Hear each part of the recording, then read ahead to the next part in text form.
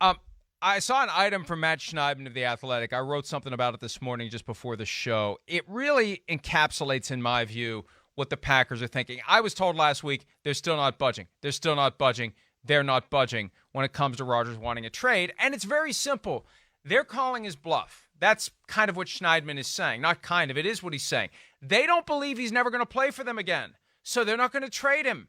They think when push comes to shove, he's going to show up. And when he says things last week like, I love my teammates, I love my coaches, I love the fans, that doesn't make the Packers think he's not showing up ever again. So until he can convince them he's not showing up, there's no reason for them to consider a trade, which means this has to play out, Chris. And if I'm the Packers at this point, whatever I get for him is going to be 2022 trade assets anyway. Yeah. Why not let this play out? So what? Okay, he sits out the whole year. We'll trade him after the season when maybe we can get 7 or 8 teams to the table instead of the Broncos and maybe the Raiders. I mean, no doubt. I mean, yes. If they wait till after the year, yeah, and it's known and everybody is aware that he's, being shopped, then you're right. I mean, there's going to be, a pillage as far as, the people fighting for that and doing that. So that would increase the trade market. There's no question about that.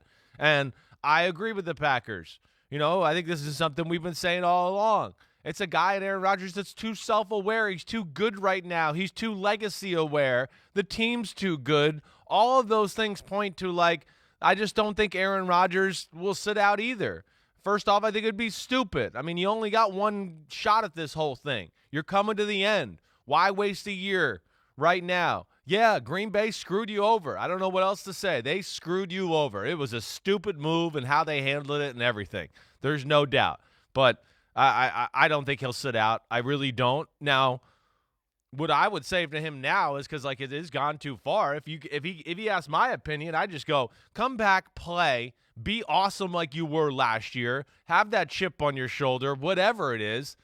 And don't be afraid to make the organization squirmy the whole year. You got no issues with the coaches and the players. Have a press conference. Want to say some things that are derogatory towards the front office and how you're not going to be here and you don't want to ever play for those guys. That'll help get you out of town, too, the way you want to, at least at the end of the year, and maybe expedite things as well. Yeah, and look, he could come back and have another fantastic season, causing the Packers to say, well, we're just going to do this all over again, and we'll bring him back in 2022. At some point between now and March, he's got to make it clear. He's got to go. I'm done. Right. I'm done. That's it. That's the only way that he's going to have the Packers' attention. He's got to convince them. And maybe part of convincing them that he means it after this year is to be that guy that always has the front office on edge. He might have to be. Week, right. Brian Gutekunst, don't get near the practice field. And if you do, wear a cup.